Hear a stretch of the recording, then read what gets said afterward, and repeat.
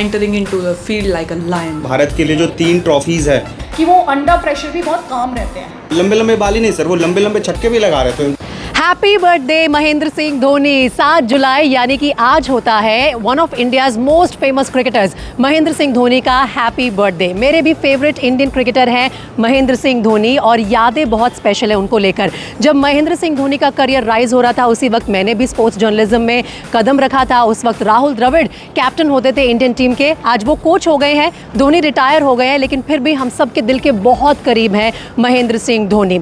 उनके बारे में क्या बताऊं मैं आपको, उनके बारे में सब जानते हैं। विकेट कीपिंग में जो उनकी स्किल्स रही हैं, किस तरह के कीन ऑब्जर्वर रहते हैं वो, कैसे बॉलर्स की हेल्प करते हैं, कहाँ बॉल डाले, कहाँ टप्पा खाए और कैसे बैट्समैन को फंसाया जाए, ये सब जानते हैं। और उनका वो शानदार हेलीकॉप्टर शॉट, उसे तो बस आप अपनी मेमोरीज में रिप्लेस कर ही नहीं सकते, चाहे कितने ही टैलेंटेड क्रिकेटर्स आ जाएं टीम इंडिया में उन्हें रिप्लेस करने के लिए। तो आज हमारी टीम ने सोचा कि कैसे हम उनके इस बर्थडे को स्पेशल बनाएं, उन्हें ऐसा स्पेशल क्या ट्रिब्यूट दें कि कुछ अलग आपके सामने आए। तो हम बात करेंगे जी न्यूज़ में अपनी पूरी टीम से, उनसे महेंद्र सिंह धोनी से जुड़े हुए कुछ सवाल भी पूछेंगे और साथ ही कुछ आपको बाद में बताएंगे एक्सक्लूसिव इनसाइट्स आपके फेवरेट, मेरे फेवरेट महेंद्र सिंह धोनी के लिए।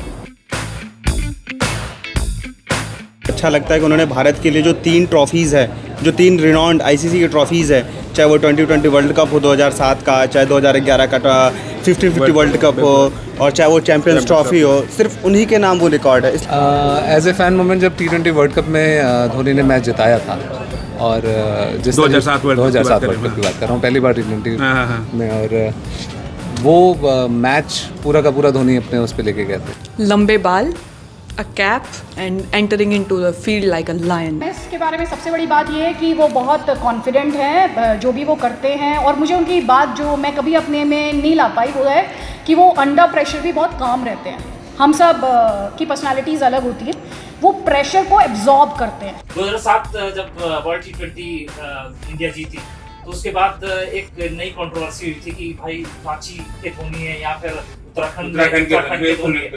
तो मैं उनके घर गया, वहाँ पे उत्तराखंड में उनका एक गाँव है लॉली करके गाँव, तो वो बड़ा इंटीरियर में वो गाँव है। वहाँ तक जाने के लिए सड़क भी नहीं थी और आप पैदल जाना पड़ता था आपको।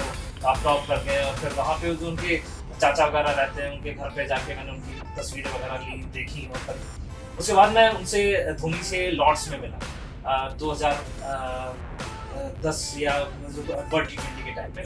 धोनी से मैंने बात की, मैंने कहा यार आप इतनी दूर, इतना ऊंचा वहाँ पे है, आप कैसे जाते हो? क्या हम तो जाते जाते थक गए। तो धोनी का कहना था मैं तो पैदल ही दौड़ते हुए चला जाता हूँ, मैं तो दौड़ते हुए वही रनिंग बिटवीन द विकेट्स है ना, वो आज तक दिखाई फिटनेस अभी तक बरकरार है, तो उसका सीक्रेट आपको पता लग गया। वो एक जो है वो सोच दिखाता है कि कैसे जो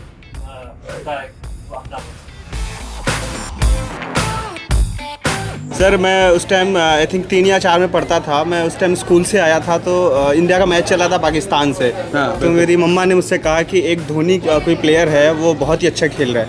मैंने उनको फर्स्ट टाइम जब देखा था तो क्या कहते हैं कि उनके लंबे लंबे बाल ही नहीं सर, वो लंबे लंबे छक्के भी लगा रहे थे। जब वो नंबर 3 पे उनको प्रमोट किया था सर। तो उस मैच में उन्होंने अच्छे खासे स्कोर किए थे पाकिस्तान के खिलाफ विशाखापट्टनम में। बिल्कुल। तो सर तब से वो मेरा वो फैन मूवमेंट हो गया था कि मैं उनका डाई हार्ट फैन हो चुका था। अच्छा, महेंद्र सिंह धोनी जिस तरीके के क्रिकेटर हैं वो कभी बैठ नहीं सकते, तो मुझे तो ऐसा लगता है कि अगर वो अभी भी हैं तो जिस लीग में वो हैं उनको शायद अपने ही सराउंडिंग की लीग बनानी चाहिए। स्कूल में ही था जब पहली बार देखा कि हाँ कोई विकेट कीपर बैट्समैन आया है और उन्हें ऐसे लंबे लंबे छक्के में बहुत सालों बाद कोई विकेट कीपर ऐसा ये बात बिल्कुल बढ़िया, बिल्कुल सही बात बोल रही थी मैंने, कि मुझे भी याद है कि जब तक हम लोगों ने क्रिकेट को देखा है तो कोई एज अ कीपर इतना बेहतरीन बैट्समैन कभी नहीं था इंडियन टीम में जितने महेंद्र सिंह धोनी आए थे। सबसे पहले तो मैं एक इंसिडेंट है जो शेयर करना चाहती हूँ। MS को कैप्टनसी करनी थी वर्ल्ड T20 2007 की बात है, इनॉग्रल एडिशन था T20 का, और जितने भी स्टॉलवर्ट्स थे इंडियन क्रिकेट के, सचिन, राहुल, सौरभ, इनमें से कोई नहीं गया था वहाँ पर। और मुझे याद है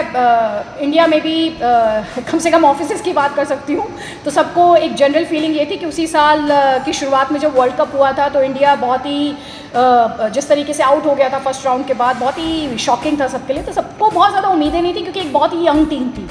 तो मैं जिस ऑर्गेनाइजेशन में काम करती थी या कुछ और ऑर्गेनाइजेशंस भी थे, उन्होंने यंग जर्नलिस्ट भेजे और दूसरी तरफ MS की यंग टीम थी।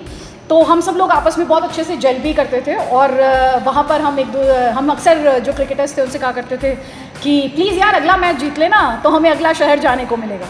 और उसके बाद तो खैर उस टीम ने जिस तरीके से डिटर्मिनेशन दिखाया और वो जो युवा जोश जिसके बारे में बहुत बात की जाती है और India as a young country हम बहुत बात करते हैं, we saw it on the cricket field. और उसके बाद मुझे बताने की ज़रूरत नहीं उस टीम ने कैसे परफॉर्म किया। तो इन टर्म्स ऑफ मतलब एक स्पोर्ट्स जर्नलिस्ट के तौर पर it was a very rewarding experience, क्योंकि मुझे लगता है I was lucky as a sports journalist कि I came at a time where I saw the greats like Tendulkar, not just in India but the greats like McGrath and Shane Warne and you know list is long. And दूसरी तरफ ये young team जिसने कदम आगे बढ़ाने शुरू किए and this team went on to win cricket world cup also. 2007 का जब T20 वर्ल्ड कप पहली बार हुआ और धोनी ने वो उठा लिया अपनी कप्तानी में, तो किसी ने सोचा नहीं था।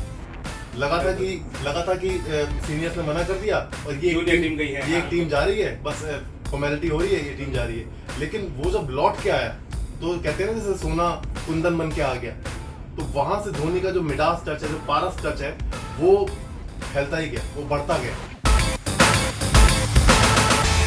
सर उनसे मैं यही सवाल पूछना चाहूँगी, आज आप इतने ऊपर है तो आप आज आपका जो भी स्टारडम है आप उसको कैसे मेंटेन कर रहे हो सर? महेंद्र सिंह धोनी से तो मैं ये बेसिकली उनसे वो एक मंत्र जानना चाहूँगा कि ऐसी क्या आपके पास वो पावर है जिससे आपको ऐसा लगता था कि आप ये करेंगे एंड जो करेंगे वो हिट द गोल।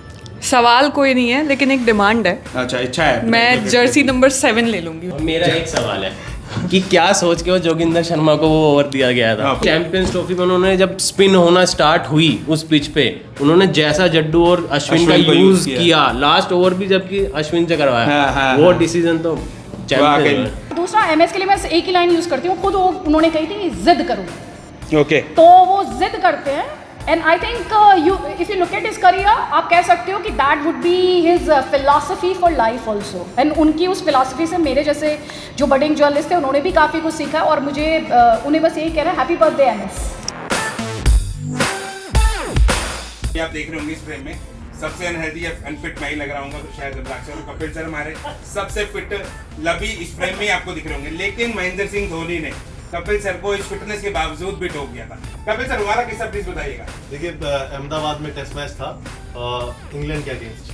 वो अहमदाबाद की पिच बड़ी उल्टी झाड़ू चला दी हुई थी उस पर और हम वो लोग मैच शायद 2 दिन में जीत गए थे। तो एक तो पहले प्रेस कॉन्फ्रेंस हुई, प्रेस कॉन्फ्रेंस में मैंने उनसे सवाल किया कि इंग्लैंड वाले कह रहे हैं भाई कि ये कैसी पिच बनाई हुई है। बोले कैसी पिच बनाई हुई है मतलब बिल्कुल सही पिच बनाई है। मैंने कहा नहीं, वो कह रहे हैं कि ये अनप्लेबल हो गई है। बोले कि अनप्लेबल पिच तब कहलाई जानी चाहिए जब एक बॉल पैर पे लगे और अगली बॉल सर पे लगे। हम इंग्लैंड जाते हैं तो वहाँ पे स्विंग होती है, ऑस्ट्रेलिया जाते हैं तेज आती है, अफ्रीका जाते हैं बाउंस होती है।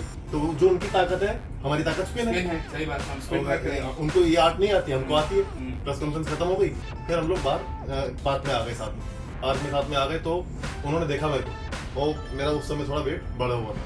तो उन्होंने कहा कि पेट पे हाथ लगा कर कहा कि बढ़ गया है। तो मैंने कहा क्रिकेट बंद है आज। बोले क्यों बंद क्यों? मैंने कहा टाइम भी नहीं है और अच्छे बल्ले भी नहीं है। बुला रहे तो बल्ले मेरे से ले लो। तो अच्छा, तो आपके पास बैठ गया मैं MSD। हाँ, तो मैंने कहा कि मेरे को अपने लिए तो नहीं चाहिए, लेकिन मेरा भतीजा आपका बहुत बड़ा फैन है, वो उसने मेरे को बोला ठीक है भतीजे के लिए ले लो। तो मैंने कहा ठीक है आप बताना है। बोले अभी तो मेरे पास नहीं है, कलकत्ता में पहुंचोगे आप तब मैं दे दूंगा। मैंने कहा I am not coming to Calcutta. तो बोले ठीक है, जो भी आपकी टीम से आएगा आप उसको बता देना, ड्रेसिंग रूम में आ जाएगा बाहर और मुझे बोल देगा।